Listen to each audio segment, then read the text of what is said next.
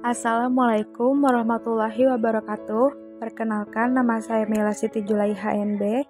Nomor induk mahasiswa 2902150002. Program studi Akuntansi A. Dosen pengampu Bapak Dr. Sugeng Prayatno, Magister Manajemen. Pada kesempatan kali ini, saya akan mempresentasikan materi dari budaya dan etika bisnis.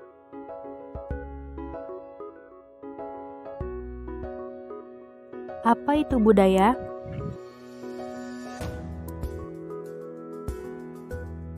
Budaya adalah hasil karya cipta manusia yang dihasilkan dan telah dipakai sebagai bagian dari tata kehidupan sehari-hari. Lalu hubungan kuat antara budaya dan etika bisnis adalah masyarakat yang berbudaya tinggi dianggap lebih mengerti dan memahami tentang etika.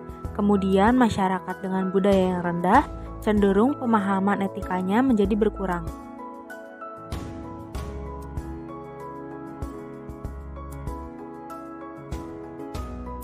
Kemudian ada budaya organisasi.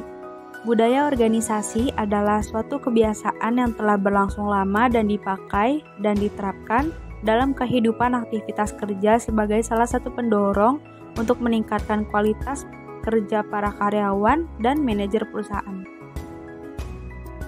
Menurut Jones, tahun 2001 mendefinisikan kultur organisasi adalah sebagai sekumpulan nilai dan norma hasil dari berbagai yang mengendalikan interaksi antara anggota organisasi satu sama lain dengan orang di luar organisasi.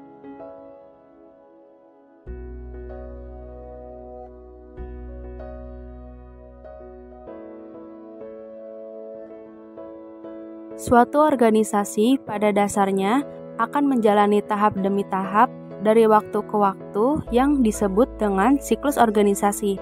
Artinya, organisasi yang tumbuh dan berkembang akan menjalani sebuah proses kehidupan atau living organism. Jika organisasi menerapkan budaya yang kuat, maka akan mendorong terjadinya peningkatan keefektifan pada organisasi tersebut.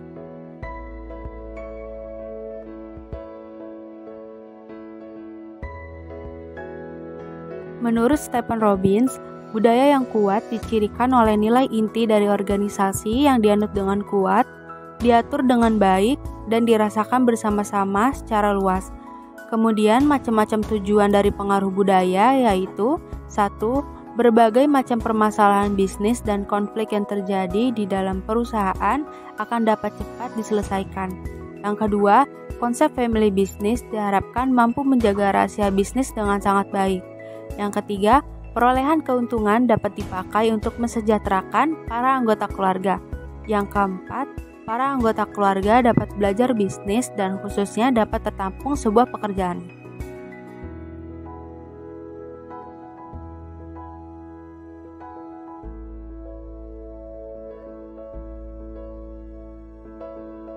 Budaya organisasi terbentuk tidak dengan sendirinya, namun dibantu dengan melalui proses yang panjang, yaitu menyangkut dengan berbagai interaksi yang terjadi di lingkungan organisasi. Menurut Edgar H. Sein mengatakan bahwa budaya organisasi merupakan hasil dari interaksi antara bias dan asumsi para pendirinya dan apa yang dipelajari oleh para anggota pertama organisasi yang dipekerjakan oleh para pendiri dari pengalaman mereka sendiri.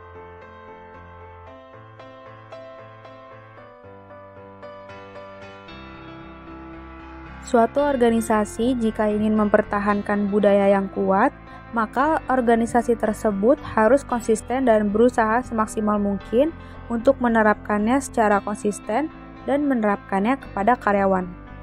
Lalu menurut Stephen Robbins, karakteristik yang utama menjadi pembeda budaya organisasi adalah 1. Inisiatif individual, yaitu tingkat tanggung jawab, kebebasan, dan independensi yang dipunyai oleh individu. Yang kedua, toleransi terhadap tindakan beresiko. Artinya pengendalian kepada pegawai yang dianjurkan untuk bertindak agresif, inovatif, dan berani dalam mengambil resiko. Yang ketiga, arah, yaitu organisasi menciptakan sasaran dan harapan mengenai prestasi dengan jelas. Yang keempat, integrasi, atau tingkat sejauh mana unit-unit organisasi didorong untuk bekerja dengan cara yang terkoordinasi. Yang kelima, dukungan dari manajemen, yaitu tingkatan para manajer memberi komunikasi yang jelas, bantuan, dan dukungan terhadap bawahan. Yang keenam, kontrol jumlah peraturan dan pengawasan langsung untuk mengawasi dan mengendalikan perilaku. Dan yang ketujuh, identitas, yaitu tingkat sejauh mana para anggota mengidentifikasikan dirinya secara keseluruhan dengan organisasinya ketimbang dengan kelompok kerja tertentu atau pada bidang keahlian profesional. 8. Sistem imbalan, yaitu suatu tingkat alokasi tambahan seperti kenaikan gaji atau promosi berdasarkan kriteria potensi pegawai sebagai kebalikan dari senioritas, sikap pilih kasih, dan sebagainya. Yang kesembilan, toleransi terhadap konflik, yaitu sejauh mana para pegawai didorong untuk mengemukakan konflik dan kritik secara terbuka. Dan yang terakhir, pola-pola komunikasi, yaitu tingkat komunikasi organisasi yang dibatasi oleh hierarki kewenangan yang formal.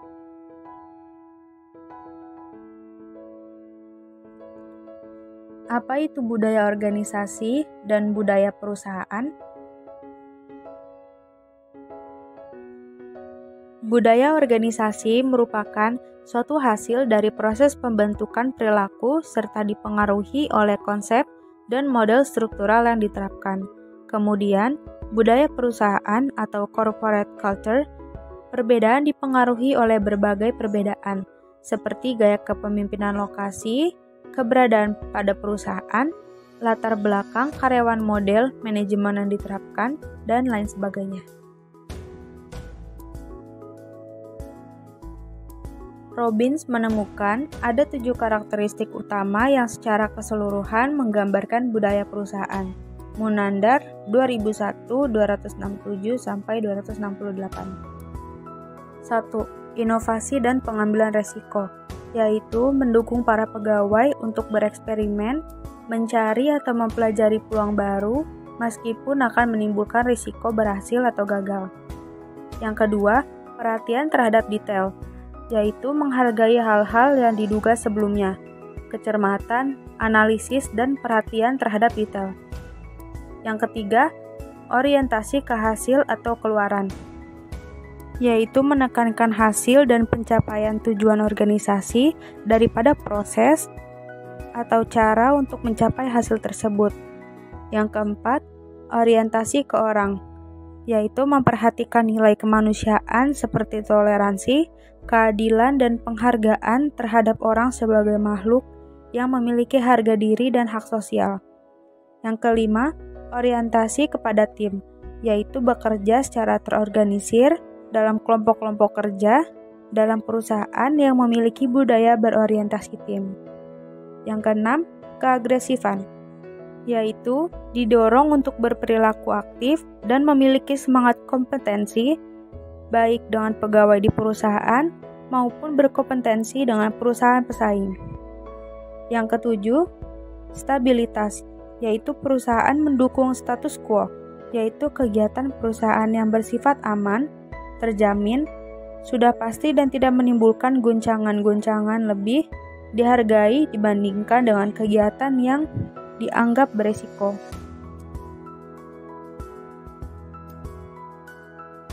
Perusahaan dan pergerakan masyarakat harus diakui bahwa budaya lokal atau daerah perlahan-lahan mulai berubah dan bahkan ada bagian tertentu yang akan hilang.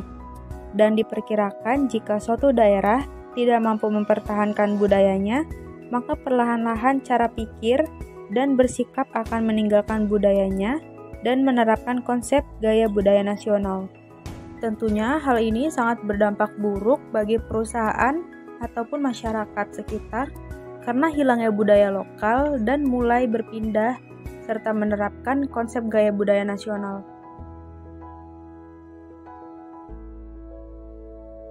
Pergeseran tersebut dapat dilihat pada masyarakat perkotaan yang telah mengalami akulturasi dari berbagai budaya, karena masyarakat kota bersifat heterogen.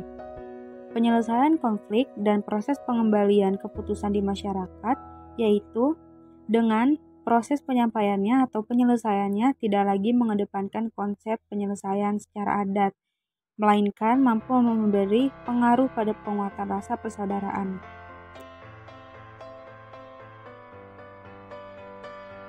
Kemudian, fungsi budaya dalam kehidupan masyarakat menurut Sondangpe. 1. Sebagai penentu batas-batas perilaku. 2. Instrumen untuk mempertahankan jati diri. Yang ketiga, penumbuhan komitmen sosial dalam berbagai bidang kehidupan, seperti di bidang ekonomi, bidang pendidikan, dan berbagai bidang lainnya. Lalu sebagai perekat rasa kebersamaan, dan yang terakhir sebagai pengganti mekanisme pengendalian yang formalitas dan mengembangkan kemampuan untuk memantau diri sendiri atau self-monitoring.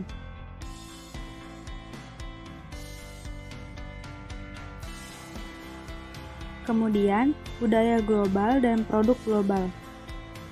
Budaya nasional adalah percampuran antara berbagai budaya lokal yang berada di negara tersebut. Lalu dalam prosesnya, selanjutnya budaya nasional akan mengalami penipisan perlahan-lahan karena digantikan oleh budaya lokal. Artinya, jika budaya nasional tersebut tidak mampu mempertahankan nilai-nilai, norma-norma, konsep-konsep, dan sebagainya terhadap hantaman masuknya budaya global.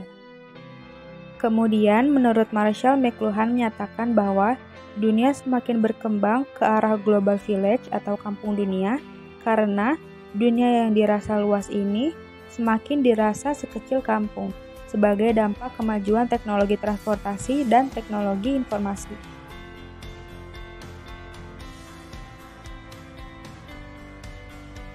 Faktor pendukung tersebut terjadi karena begitu berkembangnya perangkat teknologi yang tersedia, terutama dengan munculnya internet, karena menyebabkan dunia dalam kondisi bondholders atau tanpa batas.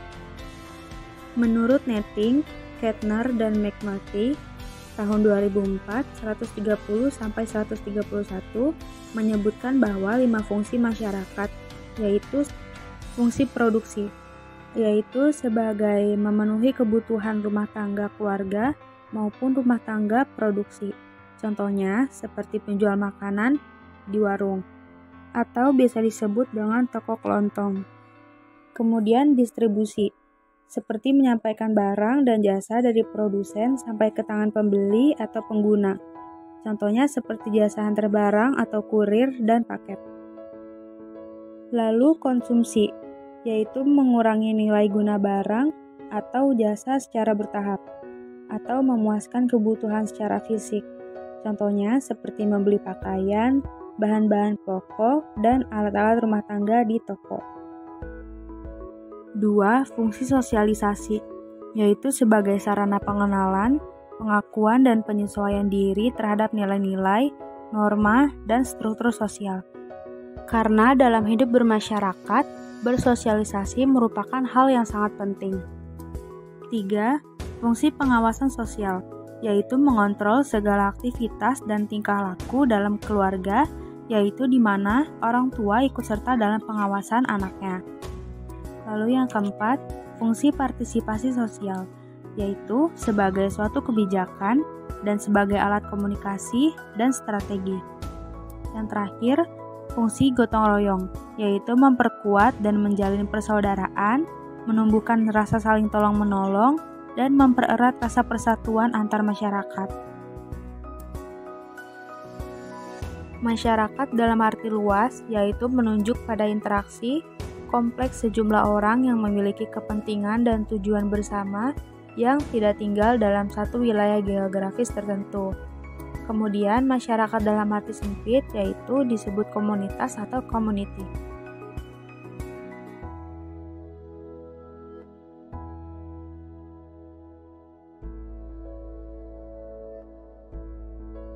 Permasalahan yang menjadi tantangan pada perusahaan Amerika. 1. Bagaimana agar dominasi perusahaan Amerika tersebut dapat terus bertahan dan berkembang. Yang kedua, bagaimana prospek usaha perusahaan Amerika di kemudian hari Jika banyaknya persaingan dari negara tuan rumah yang memiliki kekuatan daya tawar yang kuat di pasar domestik maupun di pasar internasional. Yang ketiga, bagaimana mempertahankan produk Amerika tetap disukai di pasar internasional. Lalu, stakeholder organisasi merupakan pendukung berjalannya perusahaan. Istilah globalisasi merupakan bentuk penyempurnaan dari perdagangan yang berlangsung tanpa ada batas lagi atau lebih dalam, adalah bentuk pencarian dari rasa ego manusia untuk menikmati kehidupan duniawi dengan lebih lebar. Artinya, globalisasi sebagai bentuk pencarian masyarakat dunia yang bergerak ke seluruh dunia menuju kemajuan dengan pergerakan tanpa batas, atau borderless world. Sekian presentasi materi budaya dan etika bisnis. Mohon maaf apabila ada kekurangan dan kesalahan dalam penyampaian materi tersebut. Wassalamualaikum warahmatullahi wabarakatuh.